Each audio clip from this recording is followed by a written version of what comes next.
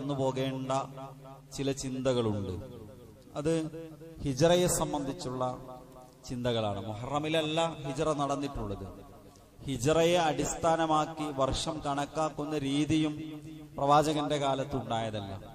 ഉമർ ഇബ്നുൽ Khattab റളിയല്ലാഹു അൻഹു ആണ് അദ്ദേഹത്തിന്റെ ഭരണപരിഷ്കാരങ്ങളുടെ ഭാഗമായി വിശ്വാസികൾക്ക് വർഷം കണക്കാക്കാൻ ഒരു മാനദണ്ഡം വേണം, എന്തിന്റെ അടിസ്ഥാനത്തിലാണ് വർഷം കാലം ഗണിക്കുക എന്ന ചോദ്യത്തിന്റെ ഉത്തരമായിട്ടാണ് പ്രവാചകന്റെ ഹിജ്റയെ അതിന് മാനദണ്ഡമാക്കാമെന്ന് ഖലീഫ ആയിരുന്ന കാലത്ത് ഉമർ ഇബ്നുൽ ഖത്താബ് റളിയല്ലാഹു അൻഹു തീരുമാനമെടുക്കുന്നത്. അതിനു മുമ്പ് പ്രവാചകന്റെ ജനനം നമ്മൾ പറയുക ആനക്കലഹ വർഷത്തിൽ പ്രവാചകൻ, 1-ാം വർഷത്തിൽ പ്രവാചകൻ ജനിച്ചു എന്നാണ്.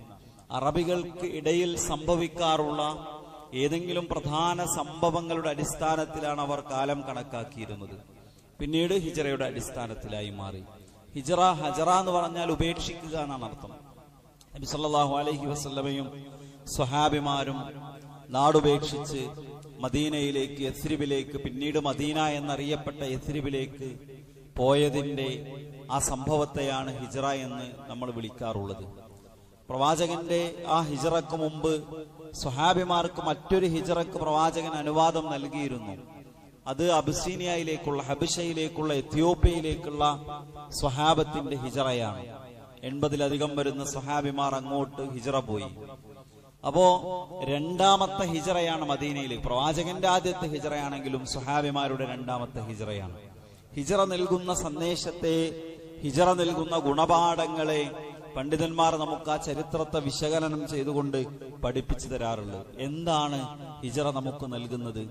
നബി തന്റെ നാടും വീടും കുടുംബവും ബന്ധങ്ങളും ഒരുപാട് സ്വഹാബിമാർ അവരുടെ ഒരു ആയുസ് കൊണ്ടുണ്ടാക്കിയ സമ്പാദ്യമെല്ലാം, അവരുടെ വിലമതിക്കാനാവാത്ത കൃഷിയിടങ്ങളെല്ലാം, സമ്പത്തെല്ലാം സ്വന്തം ഉമ്മയെ ഉപേക്ഷിച്ച്, വാപ്പയെ ഉപേക്ഷിച്ച്, പ്രിയപ്പെട്ട പ്രിയതമയെ, പങ്കാളിയെ ഉപേക്ഷിച്ച്, സന്താനങ്ങളെ ഉപേക്ഷിച്ച് മറ്റൊരു നാട്ടിലേക്ക് പോകുമ്പോൾ കുറേയധികം കാര്യങ്ങൾ നമുക്കതിൽ ഉൾക്കൊള്ളാനുണ്ട്. ഒന്നാമത്തേത് പ്രവാചകന്റെ തവക്കുലാണ് പണ്ഡിതന്മാർ നമ്മളെ പഠിപ്പിക്കുന്നത്. അള്ളാഹുൽ ഭരമേൽപ്പിച്ചാണ് നബി സല്ലല്ലാഹു അലൈഹി വസല്ലമ ഇറങ്ങിത്തിരിക്കുന്നത്, അള്ളാഹുവിൽ തവക്കുൽ ചെയ്ത്. അത് പ്രവാചകന്റെ മനസ്സിലെ ആ തവക്കുലിന്റെ ആഴവും പരപ്പും അതിന്റെ ശക്തിയും പ്രവാചകന്റെ തവക്കുൽ കൊണ്ടുള്ള ആത്മവിശ്വാസവും നമുക്ക് ആ സൗർ ഗുഹയിലെ പ്രവാചകൻ സല്ലല്ലാഹു അലൈഹി വസല്ലമയുടെയും അബൂബക്കർ സിദ്ദീഖ് റളിയല്ലാഹു അൻഹുവിന്റെയും സംഭാഷണത്തിൽ കാണാൻ കഴിഞ്ഞു. അബൂബക്കർ റളിയല്ലാഹു അൻഹു ഏറെ ഭയത്തിലാണ്, ആശങ്കയിലാണ്. ഹിജ്റയുടെ യാത്രക്കിടയിൽ തന്നെ ചില സന്ദർഭങ്ങളിൽ അബൂബക്കർ സിദ്ദീഖ് റളിയല്ലാഹു അൻഹു നബിയുടെ മുന്നിൽ നടക്കും, വേറെ ചില സന്ദർഭങ്ങളിൽ പ്രവാചകന്റെ പിന്നിൽ നടക്കും. നബി സല്ലല്ലാഹു അലൈഹി വസല്ലം ചോദിക്കുന്നുണ്ട്, അബൂബക്കർ, നിങ്ങൾ എന്തുകൊണ്ടാണ് ചിലപ്പോഴെന്റെ മുന്നിലും ചിലപ്പോഴെന്റെ പിന്നിലും മാറി മാറി നടക്കുന്നത്? അബൂബക്കർ റളിയല്ലാഹു അൻഹു പറഞ്ഞ മറുപടി, പ്രവാചകരെ, അങ്ങേക്കു നേരെ ശത്രുക്കൾ മുന്നിൽ നിന്ന് വരുമോ എന്ന് ഭയപ്പെടുമ്പോഴാണ് ഞാൻ അങ്ങയുടെ മുന്നിലേക്ക് നിൽക്കുന്നത്, അങ്ങയെ സംരക്ഷിക്കാൻ. ചിലപ്പോൾ എനിക്ക് തോന്നും പിന്നിൽ നിന്നാണ് ശത്രുക്കൾ വരിക, അപ്പൊ ഞാൻ പിന്നിലേക്ക് മാറി നിൽക്കും. നോക്കൂ, സൗർ ഗുഹയിൽ ഇരിക്കുമ്പോ നബി സല്ലല്ലാഹു അലൈഹി വസല്ലമയോട് പറയാണ്, പ്രവാചകരെ, ലൗ അന്ന അഹദഹും നദറ തഹത ഖദമൈഹി ലഅബ്സറനാ, ആരെങ്കിലും ഒരാൾ അയാളുടെ കാലിനു കീഴിലൂടെ അഥവാ ഒന്ന് തലതാഴ്ത്തി ഗുഹയിലേക്ക് എത്തി നോക്കിയാൽ അയാൾ നമ്മളെ കാണും. നബി സല്ലല്ലാഹു അലൈഹി വസല്ലം അതിന് മറുപടി പറഞ്ഞത് എന്താ? മാലന്നുക യാ അബൂബക്കർ, അബൂബക്കറെ, നീ എന്താണ് വിചാരിക്കുന്നത്? ബിഇസ്നൈൻ, ഈ 2 ആളുകളെ കുറിച്ച്, നമ്മൾ 2 പേരെ കുറിച്ച് നീ എന്താണ് വിചാരിക്കുന്നത്? അല്ലാഹു സാലിസുഹുമാ, ഇവിടെ നമ്മൾ 2 ആള് മാത്രമല്ല, 3ാമതായി അല്ലാഹു നമ്മോടൊപ്പമുണ്ട്, പിന്നെ എന്തിനാണ് ഭയപ്പെടുന്നത് എന്ന് അബൂബക്കർ സിദ്ദീഖ് റളിയല്ലാഹു അൻഹുവിനോട് നബി സല്ലല്ലാഹു അലൈഹി വസല്ലം ചോദിക്കുകയാണ്. പ്രവാചകനെ കൊല്ലാൻ 100 ഒട്ടകങ്ങൾ ഇനാം പ്രഖ്യാപിച്ച് ഖുറൈശികളിൽപ്പെട്ട ഹാഷിം കുടുംബത്തിൽപ്പെട്ട അബ്ദുൽ മുത്തലിബിന്റെ പേരക്കുട്ടിയെ കഅബയുടെ പരിപാലക കുടുംബമായ ഖുറൈശികളുടെ അക്കാലത്തെ നേതാവായിരുന്ന അബൂ ത്വാലിബിന്റെ സംരക്ഷണത്തിൽ ഉണ്ടായിരുന്ന ആ മുഹമ്മദിനെ ആരെങ്കിലും കൊന്നാൽ ഖുറൈശികൾ പകരം ചോദിക്കും, ഹാഷിം കുടുംബം പകരം ചോദിക്കും. അപ്പൊ പിന്നെ മതം വ്യത്യാസം എന്നൊക്കെ ഒരു മാറ്റിവെക്കും. ഗോത്രത്തിന്റെ ആ ഫഖർ, ദുരഭിമാനം അവരിൽ നുരഞ്ഞു പൊങ്ങും. പിന്നെ ഇവിടെ വലിയ കലാപമായിരിക്കും. അതുകൊണ്ട് അബൂജഹൽ ഉണ്ടാക്കിയെടുത്തൊരു ഗൂഢാലോചനയുണ്ട്. എല്ലാ ഗോത്രത്തിലെയും എല്ലാ കുടുംബങ്ങളിലെയും ഓരോ ആളുകൾ മുഹമ്മദിന്റെ വീട് വളഞ്ഞ് മുഹമ്മദിനെ കൊല്ലണം എന്ന് പറഞ്ഞ ആ സന്ദർഭത്തിലാണ് നബി സല്ലല്ലാഹു അലൈഹി വസല്ലമ അവിടെ നിന്ന് രക്ഷപ്പെടുന്നത്. അഥവാ പ്രവാചകനെ കൊല്ലാൻ ഊരിപ്പിടിച്ച വാളുമായി നാടൊട്ടുക്കും ശത്രുക്കൾ പരതി നടക്കുന്ന സന്ദർഭത്തിലാണ് ഭയമില്ലാതെ അള്ളാഹുവിന്റെ റസൂൽ സല്ലല്ലാഹു അലൈഹി വസല്ലം അള്ളാഹുവിനെ തവക്കുലാക്കി യസ്രിബിലേക്ക് പോകുന്നത്. ഇത് ഹിജ്റയുടെ ഒന്നാമത്തെ ഗുണപാഠമാണ്. രണ്ടാമത്തേത് പ്രവാചകന്റെ മുൻകൂട്ടിയുള്ള ആസൂത്രണമാണ്. ഒരു വിശ്വാസിയുടെ ഏതൊരു കാര്യത്തിലും ഹിജ്റയിൽ പ്രവാചകൻ പ്ലാൻ ചെയ്തതുപോലെ നല്ല പ്ലാനിംഗ് ഉണ്ടാകണമെന്ന് പണ്ഡിതന്മാർ പഠിപ്പിക്കാറുണ്ട്. നബി സല്ലല്ലാഹു അലൈഹി വസല്ലമ എന്തെല്ലാമാണ് ആസൂത്രണം ചെയ്തത്? ഹിജ്റ പോകുന്നതിന് മുമ്പ് പ്രവാചകൻ നടത്തിയ ആസൂത്രണം എന്താണ്? ഒന്ന്, പ്രവാചകൻ ഏറ്റവും വിശ്വസ്തനും സന്തത സഹചാരിയുമായ അബൂബക്കർ റളിയല്ലാഹു അൻഹുവിനെ തന്റെ കൂട്ടുകാരനായി നിശ്ചയിച്ചു. അബൂബക്കർ റളിയല്ലാഹു അൻഹു എല്ലാവരും ഹിജ്റ പോകുമ്പോൾ നബിയോട് അനുവാദം ചോദിക്കുകയാണ്. അപ്പൊ നബി പറയുന്നുണ്ട്, അബൂബക്കറെ, നിനക്ക് സമയമായിട്ടില്ല, നിനക്ക് നിന്റെ കൂടെ യാത്രക്ക് നല്ലൊരു കൂട്ടുകാരനെ കിട്ടും, നീ കാത്തു നിൽക്ക്. അങ്ങനെ അബൂബക്കർ സിദ്ദീഖ് റളിയല്ലാഹു അൻഹുവിനെ ഒരു കൂട്ടുകാരനായി സ്വീകരിച്ചു. ഒരു യാത്രക്കാരനെ നേരത്തെ തയ്യാറാക്കി വെച്ച് കൂടെ യാത്ര ചെയ്യാൻ ഒരാളെ. രണ്ടാമത്തത്, പ്രവാചകൻ യാത്രക്ക് വേണ്ടി തെരഞ്ഞെടുത്ത സീസൺ, ആ ഒരു കാലാവസ്ഥ എന്ന് പറയുന്നത് ഏറ്റവും ശക്തമായ ചൂടുള്ള ഒരു കാലഘട്ടത്തിലാണ് നബി സല്ലല്ലാഹു അലൈഹി വസല്ലം ഹിജ്റ പോകുന്നത്. സാധാരണഗതിയിൽ ഒരിക്കലും ആ ഒരു സമയത്ത് യസ്രിബ് വരെ 450ഓളം കിലോമീറ്റർ ദൂരമുള്ള യസ്രിബിലേക്ക്, മദീനയിലേക്ക് പ്രവാചകൻ യാത്ര തിരിക്കുമെന്ന് ഒരാളും പ്രതീക്ഷിക്കാത്ത സമയമാണ് നബി സല്ലല്ലാഹു അലൈഹി വസല്ലമ യാത്രക്ക് വേണ്ടി നിശ്ചയിച്ച കാലമെന്ന് പറയുന്നത്. മൂന്നാമത്തേത്, പ്രവാചകൻ രാത്രിയാണ് ഹിജ്റ പുറപ്പെടുന്നത്. ഒരു രാത്രി ഇറങ്ങണമെന്ന് മുൻകൂട്ടി പ്രവാചകൻ സല്ലല്ലാഹു അലൈഹി വസല്ലമ അതിനുവേണ്ടി നേരത്തെ തന്നെ സമയം നിശ്ചയിച്ച് ആസൂത്രണം ചെയ്തു. മറ്റൊന്ന്, നബി സല്ലല്ലാഹു അലൈഹി വസല്ലമ തെരഞ്ഞെടുത്ത വഴിയാണ്. സാധാരണ പിന്നെ ഈ മക്കയിൽ നിന്ന് മദീനയിലേക്ക് ഉള്ള യാത്ര പോകേണ്ടത് പിന്നെ തെക്കുഭാഗത്തേക്കാണ്. പക്ഷേ നബി സല്ലല്ലാഹു അലൈഹി വസല്ലം അതിന്റെ നേരെ മറുവശത്തേക്ക് വടക്കുഭാഗത്തേക്ക് ഏറെ യാത്ര പോയി വളരെ ദുർഘടമായ, എന്നാൽ വളഞ്ഞു തിരിഞ്ഞ്, ഒരിക്കലും എല്ലാവരും പോയത് യസ്രിബിലേക്കാണ്. മക്കക്കാർക്ക് എല്ലാവർക്കും അറിയാം. മുമ്പ് കടന്നുപോയ ഉമർ ഇബ്നുൽ ഖത്താബ് റളിയല്ലാഹു അൻഹു ഉൾപ്പെടെയുള്ള, ഉസ്മാൻ ഇബ്നു അഫ്ഫാൻ റളിയല്ലാഹു അൻഹു ഉൾപ്പെടെയുള്ള, അബ്ദുറഹ്മാൻ ഇബ്നു ഔഫ് റളിയല്ലാഹു അൻഹു ഉൾപ്പെടെയുള്ള പ്രവാചകന്റെ സന്തത സഹചാരികളായ സ്വഹാബിമാരെല്ലാം പോയത് മദീനയിലേക്കാണ്. അതുകൊണ്ട് യസ്രിബിലേക്ക് മുഹമ്മദ് പോകുമെന്ന് സല്ലല്ലാഹു അലൈഹി വസല്ലം ഇവർക്കെല്ലാവർക്കും അറിയാം. നബി സല്ലല്ലാഹു അലൈഹി വസല്ലം അതിന്റെ നേരെ വിപരീത ദിശയിലേക്ക് ഏകദേശം 5 മൈൽ ദൂരം യാത്ര ചെയ്ത മറ്റൊരു വഴിയാണ് നബി സല്ലല്ലാഹു അലൈഹി വസല്ലമ തെരഞ്ഞെടുത്തത് എന്ന് നമുക്ക് കാണാൻ സാധിക്കും. മാത്രവുമല്ല, നബി സല്ലല്ലാഹു അലൈഹി വസല്ലമ യാത്രക്കിടയിൽ 3 ദിവസത്തോളം സൗർ ഗുഹയിൽ താമസിക്കുകയാണ്. സൗർ ഗുഹ എന്ന് പറയുന്നത് സൗർ മലക്ക് മുകളിലാണ്. സൗർ മല എന്ന് പറയുന്നത് ആളുകൾക്ക് കയറിപ്പോകാൻ അത്ര എളുപ്പമല്ലാത്ത ദുർഘടമായ വലിയ ഉയർന്നു നിൽക്കുന്ന ഒരു മലക്കുമുകളിലെ ഗുഹക്കകത്ത് പ്രവാചകൻ സല്ലല്ലാഹു അലൈഹി വസല്ലം 3 ദിവസം താമസിക്കുകയാണ്. എന്താണ് സംഭവിച്ചത് എന്ന് പ്രവാചകന് മറ്റുള്ളവർക്ക് അറിയാൻ കഴിയാത്ത വിധമുള്ള വളരെ മികച്ച ഒരു പ്ലാനിംഗ് നബി സല്ലല്ലാഹു അലൈഹി വസല്ലമ പിന്നെ നടത്തുന്നത് നമുക്ക് കാണാൻ കഴിയും. അപ്പോ നേരെ ഇറങ്ങിത്തിരിക്കുകയല്ല, ആസൂത്രണം ചെയ്ത് ഒരുപാട് പ്ലാനുകൾ തയ്യാറാക്കി വളരെ ജാഗ്രതയോടുകൂടി നബി സല്ലല്ലാഹു അലൈഹി വസല്ലമ യാത്ര തിരിക്കുന്നതാണ് നമുക്ക് കാണാൻ സാധിക്കും. നമ്മളെ സംബന്ധിച്ചിടത്തോളം പലപ്പോഴും ഇത്തരം കാര്യങ്ങളിലും നമ്മൾ അങ്ങനെ ശ്രദ്ധിക്കാറില്ല. ഈ ആസൂത്രണവും ഈ കൂടിയാലോചനയും ഇതൊക്കെ ദീനിന്റെ ഭാഗമാണ്, ഇസ്ലാമിന്റെ ഭാഗമാണ്. ഒരു പള്ളി പരിപാലിച്ചു കൊണ്ടുപോകണം. പള്ളിയുടെ യോഗം വിളിച്ചിട്ടുണ്ട് എന്ന് പറഞ്ഞാൽ ആളുകൾക്ക് വരാൻ മടിയാണ്. ഒരു മദ്രസ നടത്തിക്കൊണ്ടുപോകണം, മദ്രസയുടെ മീറ്റിംഗ് വിളിച്ചിട്ടുണ്ട്, നമുക്ക് കാര്യങ്ങൾ ആലോചിക്കണം എന്നാണ്. അതങ്ങോട്ട് നടന്നാ പോരെ, എങ്ങനെങ്കിലൊക്കെ ആയാ പോരെ എന്നാണ്. അതല്ല ഇസ്ലാമിക ശൈലി എന്ന് ഇത്തരം ചരിത്രങ്ങൾ എടുത്ത് വിശദീകരിച്ച് നമുക്ക് കാണാൻ കഴിയും. പണ്ഡിതന്മാര് പഠിപ്പിക്കുന്നത് ഉഹദിന്റെ പിന്നെ ഹിജ്റയുടെ ചരിത്രത്തിൽ മാത്രമല്ല, പ്രവാചകന്റെ ഓരോ നീക്കങ്ങളും നേരത്തെ സ്വഹാബത്തുമായി കൂടിയാലോചന നടത്തി നേരത്തെ ആസൂത്രണം ചെയ്താണ് നബി സല്ലല്ലാഹു അലൈഹി വസല്ലമ നിർവഹിച്ചിരുന്നത് എന്ന് നമുക്ക് കാണാൻ കഴിയും. ഇപ്പൊ ബദറിലേക്ക് നബിയും സ്വഹാബത്തും ഇറങ്ങിത്തിരിക്കുന്നു. ബദർ യുദ്ധത്തിന് വേണ്ടിയല്ല നബി യാത്ര തിരിക്കുന്നത്.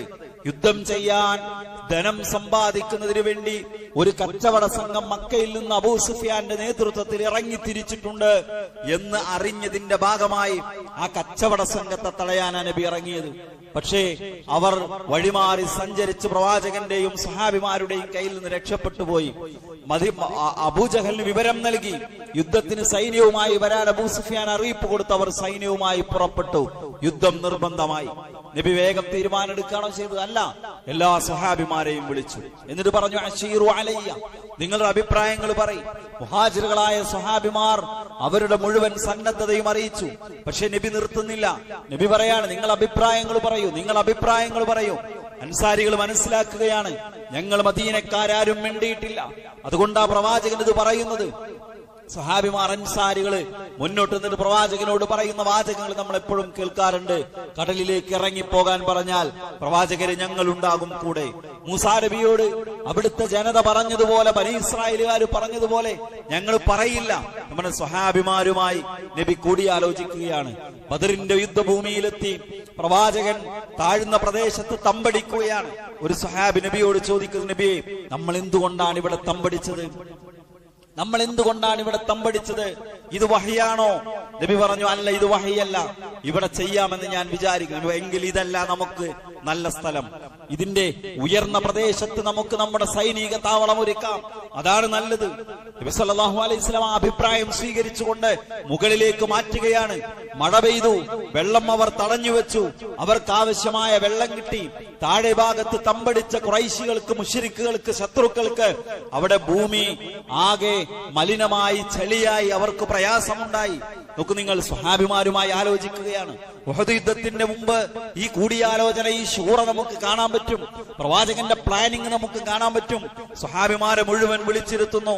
നബി സല്ലല്ലാഹു അലൈഹി വസല്ലം പറയാണ്, 3000 സൈന്യവുമായി ഇതാ അബൂ സുഫിയാന്റെ നേതൃത്വത്തിൽ ബദറിനു പകരം ചോദിക്കാൻ മക്കയിൽ നിന്ന് അവർ പുറപ്പെടുന്നു. നമ്മൾ എന്തു ചെയ്യണം? നബിയുടെ ഉള്ളിൽ ഒരു ആസൂത്രണമുണ്ട്, ഒരു പ്ലാനുണ്ട്. മദീനയിൽ നിന്ന് യുദ്ധം ചെയ്യുക, വീടുകൾക്ക് മുകളിൽ, ഇരുനിലകളുള്ള വീടുകൾക്ക് മുന്നിൽ സ്ത്രീകൾ നിന്ന് യുദ്ധത്തിൽ പങ്കാളികളാവുക, കുട്ടികളെ പങ്കെടുപ്പിക്കുക, മദീനയിൽ ആബാലവൃദ്ധം ജനങ്ങളും യുദ്ധത്തിന്റെ ഭാഗമാവുക. നബി പക്ഷേ തുറന്നു പറഞ്ഞില്ല, ഒരു ശൂറക്ക് വെക്കുകയാണ്, ഒരു ചർച്ചക്ക് വെക്കുകയാണ്. അബൂബക്കർ സിദ്ദീഖ് റളിയല്ലാഹു അൻഹുവിനെ പോലെയുള്ള മുതിർന്ന സ്വഹാബിമാർക്ക് നബിയുടെ ആ ആഗ്രഹം അറിയാം. പക്ഷേ ചർച്ച നടക്കട്ടെ, അവരും മിണ്ടാതിരുന്നു.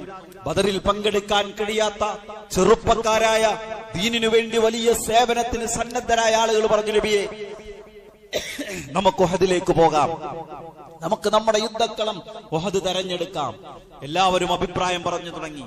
ചെറുപ്പക്കാരെല്ലാവരും അവരുടെ അഭിപ്രായങ്ങൾ പറഞ്ഞപ്പോ മുതിർന്ന ആളുകൾ നിശബ്ദത പാലിച്ചു. എല്ലാവരുടെയും ആവേശത്തിൽ അവർ വഴങ്ങിക്കൊടുത്തു. അഭിപ്രായങ്ങൾ വന്നത് ഉഹദിലേക്കെന്നാണ്. മുതിർന്ന ആളുകളൊന്നും മിണ്ടുന്നില്ല. നബി സല്ലല്ലാഹു അലൈഹി വസല്ലം വിചാരിച്ചു എല്ലാവരുടെയും അഭിപ്രായം ഇതായിരിക്കും. നബി പറഞ്ഞു, നമുക്ക് ഉഹദിലേക്ക് പോകാം. നബിയുടെ ആഗ്രഹം മാറ്റിവെക്കുകയാണ്. നോക്ക് നിങ്ങൾ, ഒരു യോഗം, ഒരു ശൂറ, ഒരു കൂടിയാലോചന എങ്ങനെയാണ് അത് നിയന്ത്രിക്കുന്നയാൾ ഭംഗിയായി കൊണ്ടുപോകേണ്ടെന്ന് പ്രവാചകന്റെ അധ്യാപനത്തിലുണ്ട്. ഒരു ഭൂരിഭാഗം വരുന്ന ആളുകളുടെ അഭിപ്രായത്തെ എങ്ങനെ മാനിക്കണമെന്ന് അബൂബക്കർ സിദ്ദീഖ് റളിയല്ലാഹു അൻഹുവിനെ പോലെയുള്ള മുതിർന്ന സ്വഹാബിമാരുടെ ജീവിതത്തിൽ നമുക്ക് കാണാൻ കഴിയും.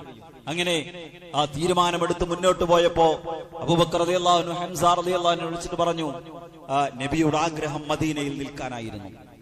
നിങ്ങൾ എല്ലാവരും കൂടി ഉഹദ് പറഞ്ഞത് കൊണ്ടാണ് നബി ആ തീരുമാനമെടുത്തത്. ഹംസ റളിയല്ലാഹു അൻഹു വേഗം നബി സല്ലല്ലാഹു അലൈഹി വസല്ലമയുടെ അടുത്തേക്ക് കടന്നു ചെല്ലുന്നു. എന്നിട്ട് പറയാ, നബിയെ, അങ്ങയുടെ ആഗ്രഹം മദീനയിലാണെങ്കിൽ ഞങ്ങളുടെ ആഗ്രഹം അതാണ്. ഞങ്ങൾ മദീനയിൽ നിൽക്കാൻ തയ്യാറാണ്. ഞങ്ങളുടെ അഭിപ്രായത്തിന് വേണ്ടി യുദ്ധം ഈ മദീനയിൽ നിന്ന്, ഈ നമ്മൾ ജീവിക്കുന്ന മസ്ജിദ് നബവിയുടെ പരിസരങ്ങളിൽ നിന്ന് ഉഹദിലേക്ക് മാറ്റേണ്ടതില്ല. നബി സല്ലല്ലാഹു അലൈഹി വസല്ലമ യുദ്ധത്തിന് പോകാൻ പടച്ചട്ട പടയങ്കി അണിഞ്ഞിരുന്നു. 2 പടയങ്കി അണിഞ്ഞാണ് ഉഹദ് യുദ്ധത്തിന്റെ ഭൂമിയിലേക്ക് പ്രവാചകൻ പുറപ്പെടുന്നത്. നബി പറഞ്ഞു, ഒരു പ്രവാചകൻ യുദ്ധത്തിന് വേണ്ടി പടച്ചട്ടയണിഞ്ഞാൽ അത് പിന്നെ അടിച്ചു മാറ്റാൻ പാടില്ല. അതുകൊണ്ട് നമ്മൾ തീരുമാനിച്ചതുപോലെ ഉഹദിലേക്ക് പോകും. ഇത് ഉഹദിലെത്തിയിട്ട് നബി എന്താ ചെയ്തത്? സല്ലല്ലാഹു അലൈഹി വസല്ലം അവിടെ അൻസാരികളിൽ നിന്ന് ഉസൈദ് ബിൻ ഹുദൈർ റളിയല്ലാഹു അൻഹുവിന്റെ കയ്യിൽ ഒരു പതാക കൊടുക്കുന്നു.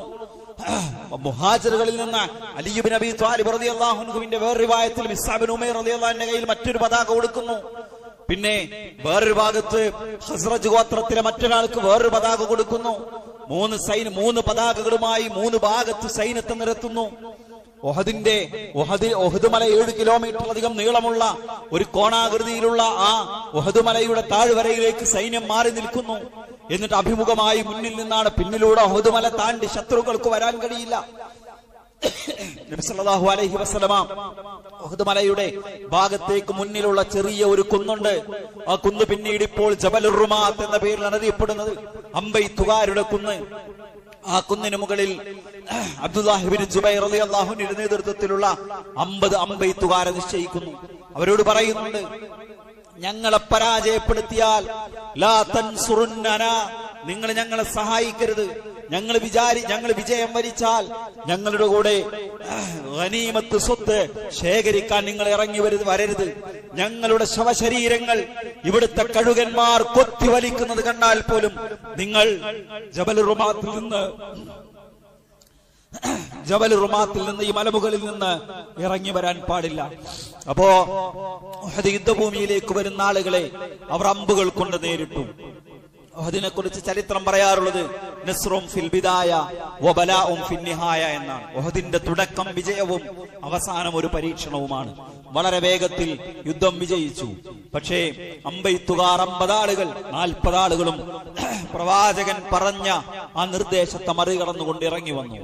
ഈ അവസരം മുതലാക്കി ഖാലിദ് ഇബ്നുൽ വലീദ് റളിയല്ലാഹു അൻഹു മുസ്ലിമായിട്ടില്ല. അദ്ദേഹം സൈന്യത്തെ ശേഖരിച്ച് മറ്റൊരു ജബലുർ റുമാത്തിന്റെ മറ്റൊരു വശത്തുകൂടെ ഉഹദിന്റെ യുദ്ധഭൂമിയിലേക്ക് കയറി വിശ്വാസികൾക്ക് വലിയ പരാജയത്തെ അനുഭവിക്കേണ്ടി വന്നു. ഞാൻ പറയുന്നത് പ്രവാചകൻ നടത്തിയ ചർച്ചകളാണ്, പ്രവാചകൻ നടത്തിയ ആസൂത്രണമാണ്. വിശ്വാസരംഗത്ത്, പ്രബോധന രംഗത്ത്, പള്ളി പരിപാലനത്തിൽ, ദീനീ രംഗത്ത്, നമ്മുടെ വ്യക്തിപരമായ കാര്യങ്ങളിൽ, നമ്മുടെ മതസ്ഥാപനങ്ങൾ നടത്തിക്കൊണ്ടുപോകുന്നിടത്തെല്ലാം ഇത്തരം ശൂറകൾക്ക് വലിയ പങ്കുണ്ട്, കൂടിയാലോചനകൾക്ക് വലിയ പങ്കുണ്ട്, ആസൂത്രണങ്ങൾക്ക് വലിയ പങ്കുണ്ട്. നോക്കൂ, വിശുദ്ധ ഖുർആനിലെ സൂറത്ത് ആല ഇംറാനിലെ അല്ലാഹു പറയുന്ന ഒരു വാചകമുണ്ട്, ഫബിമാ റഹ്മത്തിൻ മിനല്ലാഹ് ലിൻത ലഹും വലൗ കുൻത ഫല്ലൻ ഗലീദൽ ഖൽബി ലം ഫല്ലൂ മിൻ ഹൗലിക്. പ്രവാചകരെ, അങ്ങ് അവരോട് വളരെ സൗമ്യമായി പെരുമാറുന്നത് കൊണ്ടാണ് അവർ നിങ്ങളുടെ കൂടെ നിൽക്കുന്നത്. സ്വഹാബിമാരെ കുറിച്ച് പറയാണ് വശാവിർഹും ഫിൽ അംർ ഫഅൻഹും വസ്തഗ്ഫിർ ലഹും വശാവിർഹും ഫിൽ അംർ. അവർക്ക് നിങ്ങൾ വിട്ടുവീഴ്ച ചെയ്തു കൊടുക്കണം, അവർക്ക് വേണ്ടി നിങ്ങൾ പശ്ചാത്താപത്തിന്, പാപമോചനത്തിന് വേണ്ടി പ്രാർത്ഥിക്കണം, അവരുമായി കൂടിയാലോചന നടത്തണം. ഞാൻ പറയുന്നത്, ദീനിനു വേണ്ടി ഒന്ന് കൂടിയിരുന്ന് ആലോചിക്കുക എന്നുള്ളത് പുണ്യമാണ്, കൂലി കിട്ടുന്ന കാര്യമാണ്. പക്ഷേ നമ്മൾ അതിന് വില കൽപ്പിക്കാറില്ല. അത് ആരുടെയൊക്കെയോ ജോലിയാണ്. അത് ചില സലഫിമാരുടെ, സുല്ലമിമാരുടെ, മുസ്ലിമാരുടെ, മൗലവിമാരുടെ, പള്ളിക്കമ്മറ്റിയുടെ പണിയാ. എനിക്കതിലൊന്നും റോളില്ല എന്നാണ് ആൾക്കാർ ചിന്തിക്കാറുള്ളത്. തിരിഞ്ഞു നോക്കാറില്ല പലരും. സുഹൃത്തുക്കളെ, പുണ്യകരമാണ്. ഈ ആയത്ത് വിശദീകരിച്ചുകൊണ്ട് മഹാനായ ഷെയ്ഖ് സഅദി റഹിമഹുല്ലാ അദ്ദേഹത്തിന്റെ തഫ്സീറിൽ പറയുന്നുണ്ട്, പ്രവാചകനോടാണ് അല്ലാഹു പറയുന്നത് നിങ്ങൾ ആളുകളുമായി കൂടിയാലോചന നടത്തണമെന്ന്. പ്രവാചകനോടാണ് അല്ലാഹു പറയുന്നത്. നോക്കൂ, അദ്ദേഹം വിശദീകരിക്കാണ്. അഅമഖുന്നാസി ഇൽമ, പ്രവാചകൻ ആരാണ്? ആളുകളിൽ ഏറ്റവും ആഴത്തിൽ അറിവുള്ളയാളാണ്. വഅക്മലുന്നാസി റഅയ, ഏറ്റവും നല്ല അഭിപ്രായമുള്ള ആളാണ്. എന്നിട്ട് ആ പ്രവാചകനോട് പോലും, പ്രവാചകരെ, തീരുമാനമെടുക്കുന്നതിന് മുമ്പ് നിങ്ങൾ കൂടിയാലോചന നടത്തണമെന്ന് പറയുന്നുണ്ടെങ്കിൽ മറ്റുള്ളവരുടെ അവസ്ഥ എന്താ? ഇന്നൽ മശൂറത ഇബാദത്തുൻ യതഖറബു ബിഹാ ഇബാദുല്ലാഹ്. ഷെയ്ഖ് സഅദ് വിശദീകരിക്കുന്നുണ്ട്, പള്ളിക്കു വേണ്ടി, ദീനിനു വേണ്ടി, ദീനി പ്രബോധനത്തിനു വേണ്ടി, മദ്രസക്കു വേണ്ടി നിങ്ങൾ നടത്തുന്ന, ദീനിനു വേണ്ടി നടത്തുന്ന അത്തരം കൂടിയാലോചനകൾ അത് അല്ലാഹുവിലേക്ക് അടുപ്പിക്കുന്ന ഇബാദത്താണ് എന്ന് പഠിപ്പിക്കുന്ന നമുക്ക് കാണാൻ കഴിയും. നമ്മുടെ ഹിജ്റയുടെ പാഠം, ഏതൊരു കാര്യവുമായി മുന്നോട്ട് പോകുമ്പോ നേരത്തെ കൂട്ടി ആലോചിച്ച് തീരുമാനിച്ച് ധാരണയുണ്ടാക്കി ആസൂത്രണം ചെയ്ത് മുന്നോട്ട് പോവുക എന്നതാണ് ദീന് പഠിപ്പിക്കുന്ന വഴി, പ്രവാചകൻ പഠിപ്പിക്കുന്ന വഴി എന്ന് നമ്മൾ മനസ്സിലാക്കണം. മറ്റൊന്ന്, പ്രവാചകൻ വ്യത്യസ്തമായ കഴിവുകളുള്ള ആളുകളെ ഉപയോഗപ്പെടുത്തി എന്ന് നമുക്ക് കാണാൻ കഴിയും. നോക്കൂ, നബി സല്ലല്ലാഹു അലൈഹി വസല്ലമയുടെ വീട് വളഞ്ഞു. അവര് വീട്ടിലേക്ക് നോക്കുന്നുണ്ട്, പ്രവാചകൻ അകത്തില്ലേ എന്ന് ഉറപ്പുവരുത്താൻ. അപ്പൊ പ്രവാചകന്റെ കട്ടിലിൽ ഒരാളെ കാണുകയാണ്. പ്രവാചകന്റെ ആകാരത്തിന് സമാനമായ അലി ഇബ്നു അബീ ത്വാലിബ് റളിയല്ലാഹു അൻഹുവിനെ നബി സല്ലല്ലാഹു അലൈഹി വസല്ലം അതിനുവേണ്ടി തെരഞ്ഞെടുത്തു, തന്റെ വിരിപ്പിൽ ഉറങ്ങാൻ. അത് കഴിഞ്ഞ് നബി സല്ലല്ലാഹു അലൈഹി വസല്ലമ അബൂബക്കർ സിദ്ദീഖ് റളിയല്ലാഹു അൻഹുവിനോട് പറഞ്ഞു, ഒട്ടകങ്ങളെ തയ്യാറാക്കണമെന്ന്. അസ്മാ ബിൻത് അബീ ബക്കർ റളിയല്ലാഹു അൻഹ അവർക്ക് വേണ്ടി ഒട്ടകങ്ങളെ തയ്യാറാക്കി, ഭക്ഷണം തയ്യാറാക്കി. ഒരു പാത്രത്തിൽ ഭക്ഷണവും ഒരു പാത്രത്തിൽ വെള്ളവും തയ്യാറാക്കി കൊടുത്തു. അത് കഴിഞ്ഞ് സൗർ ഗുഹയിൽ അവർ താമസിക്കുമ്പോ അബൂബക്കർ സിദ്ദീഖ് റളിയല്ലാഹു അൻഹുവിന്റെ മകൻ ഓരോ ദിവസവും വൈകുന്നേരം അബ്ദുല്ലാഹ് ഇബ്നു അബീ ബക്കറിനെ ചുമതലപ്പെടുത്തുകയാണ്. മക്കയിലൂടെ നടക്കണം, അവിടുത്തെ വാർത്തകൾ അറിയണം, ആളുകളുടെ സംസാരങ്ങൾ കേൾക്കണം. വൈകുന്നേരമാകുമ്പോ അബൂബക്കർ റളിയല്ലാഹു അൻഹുവിനും നബി സല്ലല്ലാഹു അലൈഹി വസല്ലമക്കും ആ വാർത്ത എത്തിച്ചു കൊടുക്കും. ആ വാർത്ത എത്തിച്ചു കൊടുത്ത് തിരിച്ചു പോരുമ്പോ അബ്ദുല്ലാഹ് ഇബ്നു അബീ ബക്കറിന്റെ കാൽപ്പാടുകൾ മായ്ക്കാൻ ആമിർ ഇബ്നു ഫുഹൈറ റളിയല്ലാഹു അൻഹു എന്ന് പറയുന്ന അബൂബക്കർ റളിയല്ലാഹു അൻഹുവിന്റെ ആട്ടിടയനെ ചുമതലപ്പെടുത്തുകയാണ്. അബ്ദുല്ലാഹ് ഇബ്നു അബീ ബക്കർ നടന്നുപോയ വഴികളിലൂടെ ആട്ടിൻ പറ്റവുമായി ആമിർ ഇബ്നു ഫുഹൈറ നടന്നു പോകും, കാൽപ്പാടുകൾ മായ്ച്ചു കളയും. നോക്കൂ, വളഞ്ഞു തിരിഞ്ഞ വഴിയാണ്, യസ്രിബിലേക്കുള്ള നേരെയുള്ള വഴിയിലൂടെ അല്ല പോകുന്നത്. അപ്പോ നബി സല്ലല്ലാഹു അലൈഹി വസല്ലമക്ക് ഒരു വഴികാട്ടി വേണം, യാത്രാ വഴി പറഞ്ഞു കൊടുക്കാൻ ഒരാൾ വേണം. അബ്ദുല്ലാഹ് ഇബ്നു ഉറൈഖത്ത് എന്ന് പറയുന്ന അമുസ്ലിമായ ഒരു മനുഷ്യനെ ചുമതലപ്പെടുത്തുകയാണ്. പ്രവാചകൻ ഒരു വഴി അറിയുന്ന ഒരാളെ യാത്രക്ക് വഴി കാണിച്ചു തരാൻ വേണ്ടി സ്വീകരിക്കുകയാണ്. നബി സല്ലല്ലാഹു അലൈഹി വസല്ലമയുടേത് ഒരാവേശത്താൽ ഉണ്ടായ തീരുമാനമല്ല, അള്ളാഹുവിന്റെ കൽപ്പന അനുസരിച്ച്, വഹി അനുസരിച്ചുണ്ടായി. പ്രവാചകൻ നേരത്തെ കൂടിയാലോചിച്ചു, പ്രവാചകൻ നേരത്തെ ആസൂത്രണം ചെയ്തു. അതിന് പറ്റാവുന്ന ആളുകളെ എല്ലാം തെരഞ്ഞെടുത്തു. ഓരാളുകളെയും അവരുടെ പ്രത്യേകമായ കഴിവുകളെ പ്രവാചകൻ ഉപയോഗപ്പെടുത്തിയാണ് തന്റെ ഹിജ്റ മുന്നോട്ട് കൊണ്ടുപോയത് എന്ന് പ്രവാചകന്റെ ഹിജ്റയെ പഠിക്കുമ്പോ നമുക്ക് മനസ്സിലാക്കാൻ സാധിക്കും. മറ്റൊന്ന്, പ്രവാചകന്റെ ഹിജ്റ നമ്മൾ മനസ്സിലാക്കുമ്പോ പഠിക്കുമ്പോ ഏറ്റവും വലിയ ഗുണപാഠം ത്യാഗമാണ്, സഹനമാണ്. നബി സല്ലല്ലാഹു അലൈഹി വസല്ലമയുടെ സ്വഹാബത്തിന്റെ സഹനമാണ്. ഞാൻ കൂടുതൽ ചരിത്രങ്ങളിലേക്ക് കടന്നു പോകുന്നില്ല, ഒറ്റ ഭാഗം നമ്മൾ മനസ്സിലാക്കിയാൽ മതി. അസ്മാ ബിൻത് അബീ ബക്കർ റളിയല്ലാഹു അൻഹുമാ, അബൂബക്കർ റളിയല്ലാഹു അൻഹുവിന്റെ മകൾ അസ്മാ റളിയല്ലാഹു അൻഹ ആയിഷ റളിയല്ലാഹു അൻഹയുടെ മൂത്ത സഹോദരിയാണ്. 10 വയസ്സാണ് അവർ തമ്മിലുള്ള വ്യത്യാസം. അസ്മാ റളിയല്ലാഹു അൻഹയാണ് ഭക്ഷണം തയ്യാറാക്കുന്നത്. ഭക്ഷണം തയ്യാറാക്കിയ യാത്രക്കാവശ്യമായ ഭക്ഷണം, വെള്ളവും നിറച്ചുവെച്ച പാത്രങ്ങൾ കെട്ടുവാൻ കയറില്ലാതെ വന്നപ്പോ തന്റെ അരപ്പട്ടയൂരി, തന്റെ അരയിൽ ഇസാറ് കെട്ടുന്ന താഴേക്കുള്ള തുണി കെട്ടുന്ന വള്ളി കയറൂരി അത് 2 കഷ്ണമാക്കി അതുകൊണ്ട് കെട്ടി ഒട്ടകപ്പുറത്ത് വെച്ചു കൊടുക്കുമ്പോ നബി സല്ലല്ലാഹു അലൈഹി വസല്ലമ പറയുന്നുണ്ട്, ഫിൽ ജന്ന, സ്വർഗത്തിലെ ഇരട്ട അരപ്പട്ടക്കാരിയാണ് അസ്മാ. നോക്കൂ, അബൂബക്കർ റളിയല്ലാഹുവിന്റെ കയ്യിൽ ഏകദേശം 5000 6000 ദീനാർ ഉണ്ടായിരുന്നുവെന്നാണ്. ആ സമ്പത്ത് മുഴുവൻ എടുത്തു പോവുകയാണ്. അബൂബക്കർ റളിയല്ലാഹുവിന്റെ വാപ്പ കണ്ണ് കാണാത്ത അന്ധനാണ്. അസ്മാ റളിയല്ലാഹു അൻഹ സുബൈർ ഇബ്നുൽ അവ്വാം റളിയല്ലാഹുവിന്റെ ഭാര്യയാണ്, നിറഗർഭിണിയാണ്. എന്നിട്ട് വീട്ടിലൊന്നുമില്ല. അബൂ ഖുഹാഫ മുസ്ലിമായിട്ടില്ല. അബൂ ഖുഹാഫ അസ്മാ റളിയല്ലാഹുവിനെ വിളിച്ചിട്ട് പറയാണ്, അസ്മാ, നിന്റെ വാപ്പ നമ്മളെ പട്ടിണിക്കിട്ട് ഇവിടം വിട്ടു പോയല്ലേ, ഒന്നും തരാതെ പട്ടിണിക്കിട്ട് പോയ നിന്റെ വാപ്പ എന്താണ് ചെയ്തത്? അവർ നാണയങ്ങൾ സൂക്ഷിക്കാറുള്ള അവരുടെ ചുമരിന്റെ ആ ഒരു പോടിൽ കുറേയധികം കല്ലുകൾ കൊണ്ടുപോയിട്ട് അതിന്റെ മുകളിൽ തുണി വിരിച്ച് കണ്ണു കാണാത്ത വല്യാപ്പാനെ കൊണ്ടുപോയി അതിങ്ങനെ തൊഴിച്ചിട്ട് പറഞ്ഞു, എന്റെ വാപ്പ ധാരാളം സമ്പത്ത് ഇവിടെ ഉപേക്ഷിച്ചാണ് പോയത്. നിറഗർഭിണിയായ അസ്മാ റളിയല്ലാഹു അൻഹ അടുത്ത ദിവസം മുതൽ ജോലിക്ക് പോവുകയാണ്, സമ്പാദിക്കാൻ വേണ്ടി, കുടുംബം പോറ്റാൻ വേണ്ടി. നിങ്ങൾ നോക്കൂ, ആ പ്രസവം നടക്കുന്നതിന് മുമ്പ് തന്നെ പൂർണ്ണ ഗർഭാവസ്ഥയിൽ മക്കയിൽ നിന്ന് യസ്രിബിലേക്ക് പോയ അസ്മാ റളിയല്ലാഹു അൻഹയുടെ ചരിത്രം നമുക്ക് കാണാൻ കഴിയും. നമ്മൾ എന്ത് ത്യാഗമാണ് സുഹൃത്തുക്കളെ ദീനിനു വേണ്ടി ചെയ്തത്. നമ്മൾ വിശ്വാസിയായതിന്റെ പേരിൽ എന്താ അനുഭവിച്ചത്? നമുക്ക് എന്തു നൽകാൻ സാധിച്ചിട്ടുണ്ട് അള്ളാഹുവിന്റെ പേരിൽ? അള്ളാഹുവിന്റെ മതത്തിന് വേണ്ടി അസ്മാ റളിയല്ലാഹു പൂർണ്ണ ഗർഭിണിയായിട്ടാണ് 450ഓളം വരുന്ന കിലോമീറ്റർ യാത്ര ചെയ്യുന്നത്. അവിടെ എത്തിയ ഉടനെ അവർ പ്രസവിച്ചുവെന്നാണ്. ആ കുട്ടിയാണ് പ്രഗൽഭനായ അബ്ദുല്ലാഹ് ഇബ്നു സുബൈർ റളിയല്ലാഹു അൻഹു. പ്രവാചകന്റെ സ്വഹാബിമാരിലെ പണ്ഡിതന്മാരിൽപ്പെട്ട മഹാനായ അബ്ദുല്ലാഹ് ഇബ്നു സുബൈർ റളിയല്ലാഹു അൻഹു. ത്യാഗങ്ങളുടെ ചരിത്രമാണ്. സുഹൈബ് റൂമി റളിയല്ലാഹു അൻഹുവിന്റെ കയ്യിലുള്ള മുഴുവൻ സമ്പാദ്യവും മുശ്രിക്കുകൾ വാങ്ങിവെക്കാണ്. സുഹൈബേ, നീ ഇവിടെ വന്നത് അടിമയായിട്ടാണ്, ഒന്നുമില്ലാത്തവനായിട്ടാണ്. ഞങ്ങൾക്കിടയിൽ കച്ചവടം ചെയ്ത് സമ്പത്തുണ്ടാക്കി ആ സമ്പാദ്യവുമായി നീ മുസ്ലിമായി മുഹമ്മദിന്റെ കൂടെ പോയി മക്കയിൽ നിന്ന് മദീനയിലേക്ക് രക്ഷപ്പെടാമെന്നാണോ വിചാരിക്കുന്നത്? അദ്ദേഹം പറഞ്ഞു, എന്റെ സമ്പാദ്യമാണോ പ്രശ്നം? തന്റെ കയ്യിലുള്ളതെല്ലാം കൊടുത്തു. മാത്രവുമല്ല, തന്റെ വീടിന്റെ പരിസരങ്ങളിൽ മണ്ണിന്റെ അടിയിൽ സൂക്ഷിച്ചു വെച്ചിരുന്ന സമ്പത്ത് ഇന്ന അടയാളം ഞാൻ അവിടെ വെച്ചിട്ടുണ്ട്, അവിടെ കുഴിച്ചാൽ എന്റെ ബാക്കി സമ്പത്ത് കിട്ടും, അത് നിങ്ങൾ പോയി എടുത്തോ. ഞാൻ ഇന്ന ആളുകളെ കുറച്ച് പണമേൽപ്പിച്ചിട്ടുണ്ട്, അത് നിങ്ങൾ പോയി വാങ്ങിച്ചോ. പൂജ്യമായി, കയ്യിലൊന്നുമില്ലാത്തവനായി, ഹസ്തശൂന്യനായി അദ്ദേഹം മദീനയിലേക്ക് പോകുകയാണ്. നബി സല്ലല്ലാഹു അലൈഹി വസല്ലം പറയുന്നുണ്ട്, റബിഹ സുഹൈബ്, സുഹൈബിന്റെ കച്ചവടം ലാഭകരമായി, സുഹൈബിന്റെ കച്ചവടം ലാഭകരമായി. ഹിജ്റ പറയാൻ ഒറ്റ വാക്കാണ് സുഹൃത്തുക്കളെ, പറയാൻ 3-4 അക്ഷരങ്ങളുള്ള ഒറ്റ വാക്കാണ്.